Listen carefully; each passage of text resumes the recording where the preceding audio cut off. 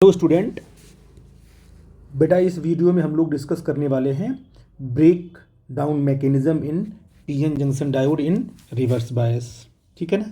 आप जानते हो कि जब पीएन जंक्शन डायोड को हम रिवर्स बायस में ऑपरेट करते हैं तो उस पीएन जंक्शन डायोड में कोई भी करंट फ्लो नहीं करती है, मेजॉरिटी चार्ज कैरियर फ्लो नहीं करते हैं। ठीक है ना, ऐसा आप जानते हो। लेकिन कुछ माइनॉरिटी चार्ज कैरियर होते हैं जिनकी वजह से रिवर्स बायस में माइक्रो एम्पियर में करंट फ्लो करती है, बहुत ही कम होती है। तो आप ऐसा कर सकते हो कि पीएन जंक्शन डायोड जो है रिवर्स बायस में करंट को अलाउ नहीं करता है, act as a open circuit, ऐसा हम बोल सकते हैं। लेकिन अगर मान लीजिए आपके पीएन जंक्शन डायोड आपका है, ठीक है ना, मैंने बताया था आपसे कि रिवर्स बायसिंग के वोल्टेज को बढ़ाते जाएंगे बढ़ाते जाएंगे बढ़ाते जाएंगे तो एक ऐसा वोल्टेज मिलेगा जहां पर ब्रेक डाउन स्टार्ट हो जाएगा। ठीक है ना। तो रिवर्स जब ब्रेक डाउन स्टार्ट होता है तो एक्सेस अमाउंट ऑफ करंट क्या है, फ्लो करने लगती है रिवर्स बायस में। ठीक है ना। तो अब देखो जीनर ब्रेक डाउन क्या होता है। तो एक ऐसा पीएन जंक्शन डायोड जो कि हैवली डोप्ड हो, जिसमें इम्प्योरिटी ज़्यादा मिलाई गई हो, तो ऐसे नहीं होता सिंपल। अगर आपके पास कोई नॉर्मल पीएन जंक्शन डायोड आपके हाथ पे मैंने रख दिया तो वो जो नॉर्मल पीएन जंक्शन डायोड होगा वो फॉरवर्ड में तो ऑपरेट करेगा, ठीक है। अच्छा, रिवर्स में भी वो ऑपरेट करेगा, नो प्रॉब्लम।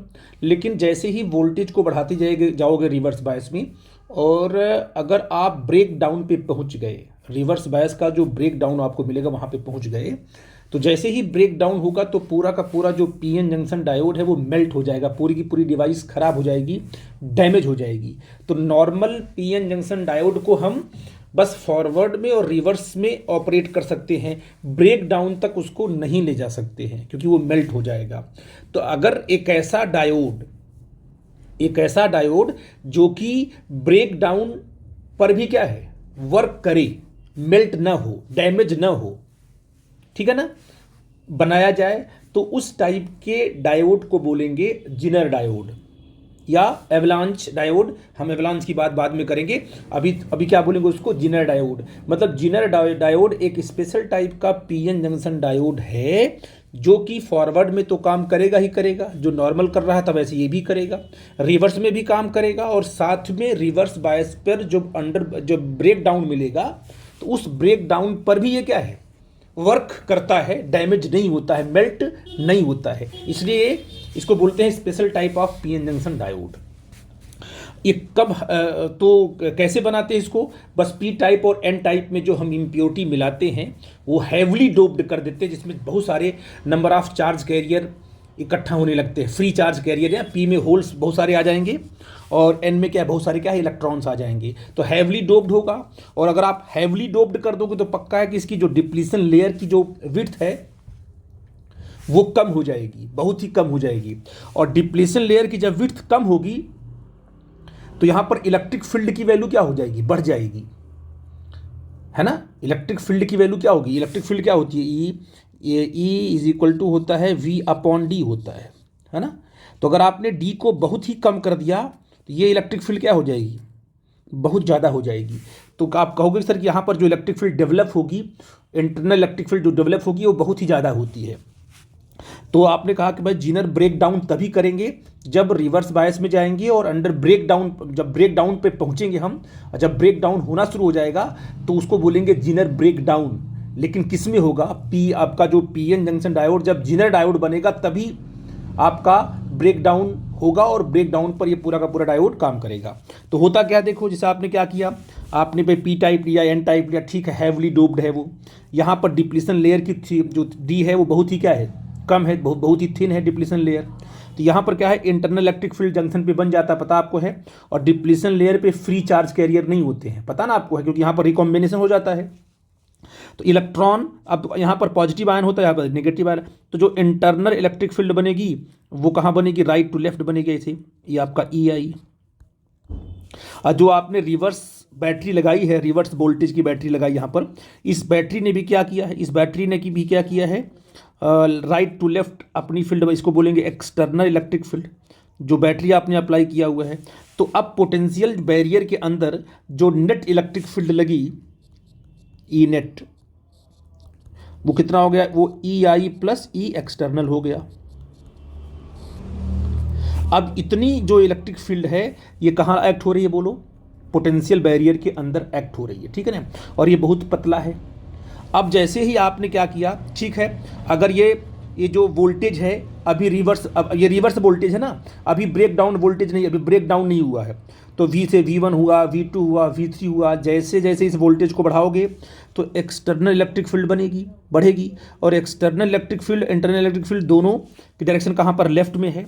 तो जो P में क्या है, P में जो मेजॉरिटी है वो होल है, और N में जो मेजॉरिटी है वो इलेक्ट्रॉन है। तो जो इलेक्ट्रिक फील्ड यहाँ पर बनी है नेट इलेक्ट्रिक फील्ड, वो इलेक्ट्रिक फील्ड इलेक्ट्रॉन को कहाँ करेगी, पुश करेगी राइट साइड में, होल को कहाँ करेगी, लेफ्ट साइड में। तो इलेक्ट्रॉन और होल कभी रिकॉम्बाइन नहीं हो पाएगा और कोई भी करंट फ्लो नहीं करेगी। हाँ, आप ये कह सकते हो कि सर पी टाइप में जो माइनॉरिटी चार्ज कैरियर होता है वो मान लो इलेक्ट्रॉन है, और एन टाइप में जो क्या है, होल है। तो ये जो माइनॉरिटी चार्ज कैरियर वाले इलेक्ट्रॉन और होल है वो क्रॉस करेंगे। क्यों? क्योंकि जो एक्सटर्नल इलेक्ट्रिक फील्ड है और इंटरनल इलेक्ट्रिक फील्ड मिल करके क्या है, वो होल को रिपेल कहाँ कर रहे हैं, लेफ्ट में, लेकिन इलेक्ट्रॉन को अपनी तरफ खींच लेगा। इलेक्ट्रिक फील्ड के अपोजिट माइनॉरिटी चार्ज कैरियर वाला इलेक्ट्रॉन मूव करेगा, तो माइनॉरिटी चार्ज कैरियर वाला जो इलेक्ट्रॉन है वो राइट साइड मूव करेगा, यहाँ से होल क्या है, लेफ्ट साइड। इसमें रिकॉम्बिनेशन होगा, और due to the minority charge carrier in reverse bias there is a micro ampere current क्या है, इस सर्किट में फ्लो करेगी। रिवर्स बायस में वो बहुत ही कम होती है, इनसिग्निफिकेंट होती है, ठीक है। अब आपने कहा कि ठीक है, माइनॉरिटी चार्ज कैरियर की वजह से करंट फ्लो कर रही है, लेकिन जब V1 V2 V3 V4 करते, जैसे ही इसको आप कहाँ लेके आओगे, ब्रेक डाउन पे लेके आओगे, एक ऐसा वोल्टेज, अब जिस वोल्टेज पर क्या होगा, एक, अब जानते हो जैसे जैसे आपने इस V1 को बढ़ाना शुरू किया, V को, वैसे वैसे एक्सटर्नल इलेक्ट्रिक फील्ड बढ़ेगी, तो जो नेट इलेक्ट्रिक फील्ड है वो जो है डिप्लीशन लेयर में बढ़ने लगेगी। और आपको पता है कि डिप्लीशन लेयर के अंदर जो कोवैलेंट बॉन्ड हैं, क्योंकि यहाँ सारे ये डिप्लीशन लेयर में क्या है, ये तो इसमें कोई फ्री चार्ज कैरियर तो है नहीं, इसमें तो आयन्स हैं, और आयन होते कहाँ हैं, वैलेंस बैंड में होते हैं, है ना। तो डिप्लीशन लेयर के अंदर जो वैलेंस बैंड होगा उसमें जो कोवैलेंट बॉन्ड होंगे, है ना, उस पर इलेक्ट्रॉन अपना बॉन्ड बनाए होंगे, सबके सब स्टेबल होंगे। तो आपने कहा कि जैसे ही क्या है, ब्रेक डाउन आएगा, अब इलेक्ट्रिक फील्ड जब बढ़ रही है तो वो इलेक्ट्रिक फील्ड उस कोवैलेंट बॉन्ड पे भी एक्ट कर रही है, उसको स्ट्रेच करेगी, है ना। और इलेक्ट्रिक फील्ड बढ़ते, जैसे आप V को बढ़ाओगे तो इलेक्ट्रिक फील्ड बढ़ेगा। इलेक्ट्रिक फील्ड बढ़ते बढ़ते, वोल्टेज बढ़ाते बढ़ाते एक ऐसी इलेक्ट्रिक फील्ड, यहाँ इंटरनल इलेक्ट्रिक फील्ड और एक्सटर्नल का जो सम करोगे, जो नेट इलेक्ट्रिक फील्ड इतनी आ जाएगी कि वो इलेक्ट्रिक फील्ड वैलेंस बैंड में जो कोवैलेंट बॉन्ड हैं डिप्लीशन लेयर के अंदर, वो टूटना शुरू हो जाएंगे, और इस पूरे के पूरे डिप्लीशन लेयर में क्या होगा, जो इलेक्ट्रिक फील्ड कोवैलेंट बॉन्ड को ब्रेक करके यहाँ पर इलेक्ट्रॉन और होल जनरेट कर देगी मैक्सिमम अमाउंट में। बॉन्ड जब टूटेगा तो बहुत सारे क्या है, इलेक्ट्रॉन और होल पेयर जनरेट होंगे, और सारे के सारे इलेक्ट्रॉन कहाँ कर जाएंगे, ये पॉजिटिव है, तो ऑल द इलेक्ट्रॉन जो कोवैलेंट बॉन्ड के टूटे हुए इलेक्ट्रॉन हैं वो राइट साइड में मूव करेंगे, और होल कहाँ मूव करेगा, लेफ्ट साइड में मूव कर जाएगा। और ये इलेक्ट्रॉन होल नहीं है इसमें, क्योंकि कोवैलेंट बॉन्ड टूटा हुआ है तो huge amount of electron hole pair generate होंगे, और इलेक्ट्रॉन जब ऐसे मूव इधर आएगा तो करंट कैसे मूव कर जाएगी, इधर करंट मूव कर जाएगी, आई करंट, और इसको बोलते हैं ब्रेक डाउन करंट। क्या बोलेंगे इसको, ब्रेक डाउन। ये करंट का फ्लो कोई की है जब ब्रेक डाउन हुआ है। आई थिंक मेरी बात आप समझ गए मैं क्या बोल रहा हूँ। ऐसे ब्रेक डाउन को बोलते हैं जिनर ब्रेक डाउन, जिसमें है P type N type heavily doped होता है, और साथ में जो डिप्लीशन लेयर होती है वेरी थिन होती है। आई थिंक मेरी बात आप समझ पाए। और इलेक्ट्रिक फील्ड के बढ़ने की वजह से इलेक्ट्रिक फील्ड क्या करता है, कोवैलेंट बॉन्ड को तोड़ता है डिप्लीशन लेयर में, और कोवैलेंट बॉन्ड के टूटने से इलेक्ट्रॉन होल पेयर क्या है, एक्सेस अमाउंट में जनरेट होते हैं, और क्या है, और अचानक जो है रिवर्स करंट जो है फ्लो कर जाती है, जिसे बोलते हैं ब्रेक डाउन करंट। ठीक है बेटा, देखो मैंने क्या लिखा है, in depletion layer due to very high electric field bond breaking starts. Electric field बढ़ेगा तो बॉन्ड क्या होगा, ब्रेक स्टार्ट। जिस वोल्टेज पर बॉन्ड ब्रेक होना स्टार्ट होगा that voltage known as a break down voltage, and excess electron hole pair generation take place. ये क्या कहलाएगा, जिनर ब्रेक डाउन। क्या कहलाएगा, जिनर ब्रेक डाउन, क्योंकि इलेक्ट्रिक फील्ड की वजह से ब्रेक डाउन यहाँ पर हो रहा है। ठीक है ना। अब बेटा हम लोग पढ़ेंगे एवलांच ब्रेक डाउन। ठीक है ना। ये भी एक पीएन जंक्शन डायोड होता है, ये भी ब्रेक डाउन पर काम करने लगता है, मतलब फॉरवर्ड में भी काम करेगा, रिवर्स में भी काम करेगा और अंडर ब्रेक डाउन भी वर्क करता है। ये भी डैमेज नहीं होता है, मेल्ट नहीं होता है। तो जिनर ब्रेक डाउन और एवलांच में फ़र्क क्या है कि it happens when depletion layer is thick and semiconductor is moderately doped. तो इस केस में जब एवलांच की बात करेंगे तो उस केस में आपका जो सेमीकंडक्टर होता है पी टाइप और एन टाइप है वो मॉडरेटली डोप्ड होता है, बहुत ही हैवली नहीं होता है। लेकिन जो नॉर्मल आपका normal P N junction diode होता है वो लाइटली डोप्ड होता है, नॉर्मल जो सिर्फ फॉरवर्ड में और रिवर्स में काम करता है, बट बस अंडर ब्रेक डाउन वो नहीं काम करता है। लेकिन जो जिनर है वो अंडर ब्रेक डाउन भी काम करता है और हैवली डोप्ड होता है। और हैवली डोप्ड होने की वजह से क्या है, जिनर की जो डिप्लीशन लेयर है वो थिन होती है, पतली होती है, बहुत ही कम होती है। लेकिन जो एवलांच ब्रेक डाउन है वो कब होता है, जब डायोड आपका मॉडरेटली डोप्ड हो और डिप्लीशन लेयर जो है जिनर के कंपैरिजन में क्या होती है, थिक होती है। ठीक है ना। अब इसकी क्योंकि मॉडरेटली डोप्ड है तो कंसंट्रेशन जो फ्री चार्ज कैरियर वो कम होगा, इसलिए क्या है रिकॉम्बिनेशन भी कम होगा। तो आप कहोगे सर यहाँ पर क्या है जो डिप्लीशन लेयर जो आपका डिप्लीशन लेयर है वो अगर ठीक है, मान लो कि यहाँ पर देखो इसमें इसके कंपेयर में जिनर के कंपेयर में होल और इलेक्ट्रॉन जो मेजॉरिटी चार्ज कैरियर हैं पी और एन में वो जिनर के कंपैरिजन में कम है क्योंकि मॉडरेटली डोप्ड आपका है। तो मॉडरेटली अगर डोप्ड होगा तो इसकी डिप्लीशन लेयर ठीक होगी इन कंपेयर टू जिनर। ठीक होने से क्या होगा, इसके अंदर जो पॉजिटिव और नेगेटिव आयंस बने हुए हैं इनकी वजह से जो इलेक्ट्रिक फील्ड यहाँ बनेगी वो इलेक्ट्रिक फील्ड कम होगी इन कंपेयर टू जिनर, क्योंकि जितना ही कम विड्थ होगी उतना ही इलेक्ट्रिक फील्ड ज़्यादा होगी। मैं आपको बताया था मैंने कि इलेक्ट्रिक फील्ड की वैल्यू क्या होती है, E इज इक्वल टू क्या है, V अपॉन डी होती है। तो बैटरी का पोटेंशियल आपने लगाया हुआ है V, है ना। डी क्या होगा, अगर ज़्यादा होगा तो बैटरी के थ्रू जो भी इलेक्ट्रिक फील्ड यहाँ बनेगी वो इलेक्ट्रिक फील्ड क्या होगी, जिनर के रेस्पेक्ट में कम होगी, क्योंकि डी ज़्यादा है तो ई कम है। तो यहाँ पर इलेक्ट्रिक फील्ड जिनर के रेस्पेक्ट में कम होती है। ठीक है बेटा जी, ये तो बात समझ में आ गई बात, ये सबसे बड़ा डिफरेंस था दोनों में। अच्छा, साथ में ये हुआ इसमें एक और भी डिफरेंसेस हैं दोनों में कि जब आपको पता है कि ये पी टाइप है और ये एन टाइप है। देखते हैं कि व्हाट हैपन अगर इसको बढ़ाएंगे, किसको, अगर हम वी वोल्टेज को बढ़ाएंगे, रिवर्स वोल्टेज को, एक्सटर्नल इलेक्ट्रिक फील्ड बढ़ेगा और इसके बढ़ने की वजह से जो है डिप्लीशन लेयर में जो कोवैलेंट बॉन्ड हैं वो ब्रेक होंगे, है ना।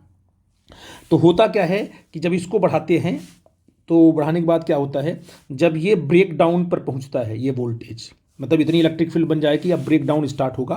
तो कैसे होता है ब्रेक डाउन, वास्तव में पी टाइप में होल्स तो मेजॉरिटी चार्ज कैरियर हैं तो फ्लो करेंगे नहीं, लेकिन पी टाइप में जो माइनॉरिटी चार्ज कैरियर हैं इलेक्ट्रॉन वो तो इस डिप्लीशन लेयर को क्रॉस करेंगे क्योंकि माइनॉरिटी हैं, पता आपको है। यहाँ पर वो इलेक्ट्रॉन बड़ी आसानी से क्रॉस कर जा रहे थे, क्यों, क्योंकि डिप्लीशन लेयर बहुत ही कम थी। जिनर वाले केस में डिप्लीशन लेयर बहुत छोटी थी, इसलिए माइनॉरिटी क्या है बड़ी आसानी से इसे क्रॉस करके होल के साथ कंबाइन कर ले रहा था। लेकिन यहाँ पर अगर डिप्लीशन लेयर की थिकनेस ज़्यादा है तो ये माइनॉरिटी चार्ज कैरियर इसके अंदर एंटर करेगा, तो इसको पूरा का पूरा स्पेस मिलेगा मूव करने के लिए। और इलेक्ट्रिक फील्ड क्या करेगा, ये देखो ये एक्सटर्नल इलेक्ट्रिक फील्ड है, दोनों को सम करने के बाद नेट इलेक्ट्रिक फील्ड कहाँ आ गई, लेफ्ट साइड में।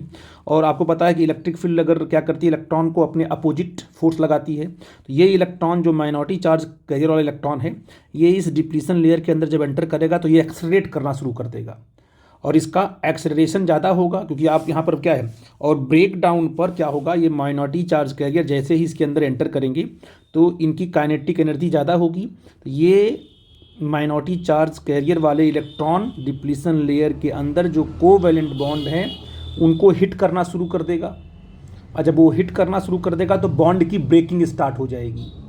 यहाँ पर एवलांच में क्या होता है, जो माइनॉरिटी चार्ज कैरियर होते हैं जब एंटर करेंगे तो यहाँ पर बहुत सारे कोवैलेंट बॉन्ड बने हुए हैं वैलेंस बैंड में, और वो टूटना शुरू हो जाएंगे due to the kinetic energy of minority charge carrier electrons.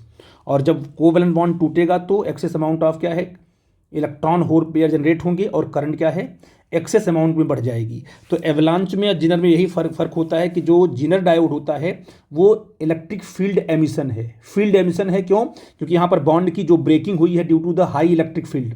यहाँ पर जो बॉन्ड की ब्रेकिंग हो रही है इलेक्ट्रिक फील्ड की वजह से हो रही है, लेकिन इलेक्ट्रिक फील्ड क्या कर रहा है, माइनॉरिटी चार्ज कैरियर वाले इलेक्ट्रॉन को एक्सेलरेट करके ये इलेक्ट्रॉन ब्रेक कर रहा है किसको, बॉन्ड को। तो यहाँ पर इलेक्ट्रॉन की काइनेटिक एनर्जी की वजह से इलेक्ट्रॉन बॉन्ड टूट रहा है यहाँ पर है, और excess amount of electron hole pair generate हो रहे हैं at the break down voltage. ठीक है बेटा जी। तो आप ये कह सकते हो कि ये जो माइनॉरिटी इलेक्ट्रॉन है ना, ये इलेक्ट्रॉन इसका जो एक्सेलरेशन अंदर कितना होगा, एक्सेलरेशन कितना होगा बेटा जी, ये होगा इसका एक्सेलरेशन होगा कि इस पर फोर्स कितना लगेगा, ई इसका चार्ज, और जो इस पर नेट इलेक्ट्रिक फील्ड है ई नेट है ना, अपॉन इसका मास, ये इसके पास होगा एक्सेलरेशन होगा।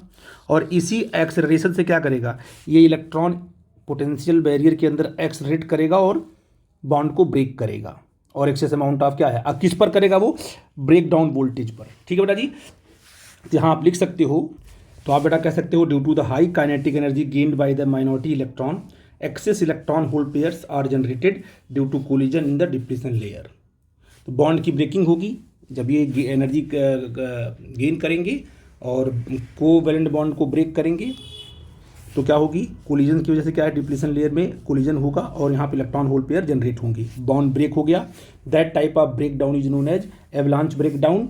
और इसमें अगर यहाँ पर जो इलेक्ट्रॉन होल पेयर एमिट हो रहे हैं, यहाँ पर इलेक्ट्रॉन जो एमिट हो रहा है कहाँ पे, वैलेंस बैंड में कोवैलेंट बॉन्ड टूटेगा तो इलेक्ट्रॉन जनरेट होगा। तो ऐसे एमिशन को बोलते हैं इलेक्ट्रॉन एमिशन और सेकेंडरी एमिशन, क्योंकि जो यहाँ पर इलेक्ट्रॉन और होल पेयर जनरेट हो रहे हैं due to the collision of electron, इसलिए बोलते हैं इलेक्ट्रॉन एमिशन। और इसमें क्या है, या इसमें जो electron hole pair depletion layer में जनरेट हो रहे हैं due to the field emission, क्योंकि इलेक्ट्रिक फील्ड डायरेक्ट तोड़ रही है बॉन्ड को, इसलिए इसे बोलेंगे फील्ड एमिशन। ठीक है बेटा जी। अच्छा, और कई बार क्वेश्चन ये पूछता है कि भाई अच्छा बताओ, यहाँ भी ब्रेक डाउन, जिनर में भी ब्रेक डाउन हो रहा है और एवलांच में भी ब्रेक डाउन हो रहा है और दोनों ब्रेक डाउन पे काम कर रहे हैं, नो प्रॉब्लम। तो आप बताइए किस जंक्शन में जो है, किस डायोड के केस में, और किसका जो है ब्रेक डाउन ज़्यादा होगा, किसका कौन से तो जिनर वोल्टेज ज़्यादा होगा या एवलांच वोल्टेज ज़्यादा होगा, ऐसा क्वेश्चन बनेगा। ठीक है ना, क्योंकि जिनर वोल्टेज क्या है जिस पर जिनर ब्रेक डाउन हो रहा है, एवलांच ब्रेक डाउन क्या है जिस पर avalanche break down voltage, avalanche break down क्या है। तो आप कहोगे सर कि एवलांच ब्रेक डाउन जिस वोल्टेज पर एवलांच ब्रेक डाउन हो रहा है that voltage known as avalanche break down voltage. तो दोनों में ज़्यादा कौन होगा, कौन सा वोल्टेज ज़्यादा होगा, एवलांच ब्रेक डाउन या जिनर ब्रेक डाउन। तो कहोगे सर जिसकी थिकनेस क्या होगी, ज़्यादा होगी है ना, उसमें ब्रेक डाउन होने में वोल्टेज को ज़्यादा बढ़ाना पड़ेगा आपको। तो आप कहोगे सर कि जो एवलांच ब्रेक डाउन है वो ज़्यादा होता है किससे, जिनर ब्रेक डाउन से। इसका मतलब जिनर डायोड पहले ब्रेक डाउन कर जाएगा और एवलांच क्या करेगा, बाद में करेगा, क्योंकि एवलांच की थिकनेस क्या है, डिप्लीशन लेयर की ज़्यादा है। ठीक है बेटा जी, आई थिंक मेरी बात आप समझ गए। Thank you.